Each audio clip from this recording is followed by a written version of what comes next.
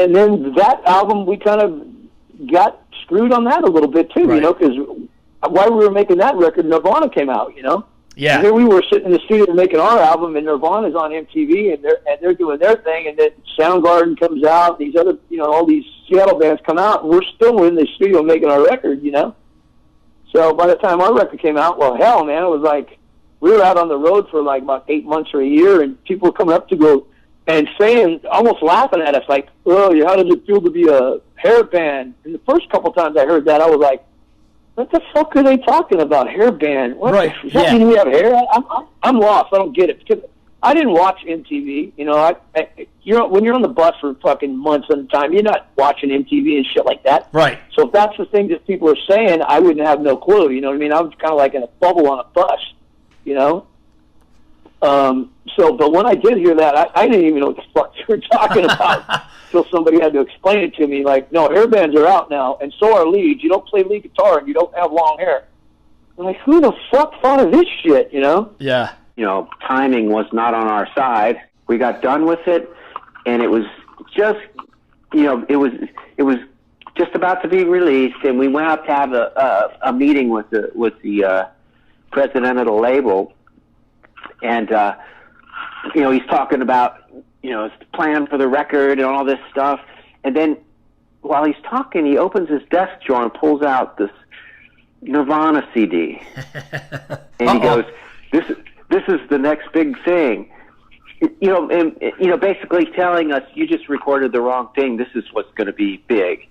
And we were still touring, and everything was still going good at that point. And they released a few singles off that record that did decent. And then it came to the ballad, and we thought, well, Don't Close Your Eyes was, you know, a huge hit. So this next one, Tear Down the Walls, should be even bigger because we thought it was even a better song. Right. And so they were going to release that as the big ballad off the record. But at that point, we were starting to fight it because the grunge thing was moving in, and power ballads were starting to be like, you know, passé. You know, nobody wanted to hear that stuff anymore. But they were getting ready to release that song, and we went to do a video for it, and we were halfway through filming a video for that song, and we get a call from the record company telling us, the plug has been pulled. Stop it. You know, stop production. That's the end of it. We're not putting any more money into it. Pretty much a blur, but yeah, all of a sudden it's like that. The bottom fell out of everything. So, like, okay, that was quick. Yeah, that had to be devastating. It was just weird. It was like, okay, all right, well, okay, that's not what it was. Yeah. Because you had a good, I mean, you figure, you know, your second album is bigger than your first. Okay, now it's your third album. I know. We're out touring. We're touring with bands like fucking Kiss and Ozzy, just shit. But it was like the whole scene. It was the whole thing. The whole Seattle thing came in, which was like I was cool with because they were all my friends. Right. So it's like that's where I'm from. So it was like, it was kind of like, it was a little odd, but it was but it was cool. Like Alice in Chains and Soundgarden, it's like those guys they're my friends. So yeah. I don't think that first Alice in Chains, I was actually listening to that the other night, and I hadn't listened to it. I probably haven't listened to it in, I don't know, maybe 5-10 years. I haven't listened to it in a long time. And it's not that far off from 80's metal. You know what I mean? There's a lot of elements in there. You should have heard Chains' demos. Uh-huh. Okay, like I said, I went back with Lane and Mike Starr way back, since we were like high school shit, and I'd get their demos all the time when I'd go home for Christmas and stuff all the time, but yeah, their stuff was very rock, very very LA rock. Yep. And then the whole Soundgarden and stuff, they got some of that sprinkling spice on them that kind of just melded them. They were amazing. Yeah. They're still fucking amazing. But that facelift was just, fuck, that was just a monster record.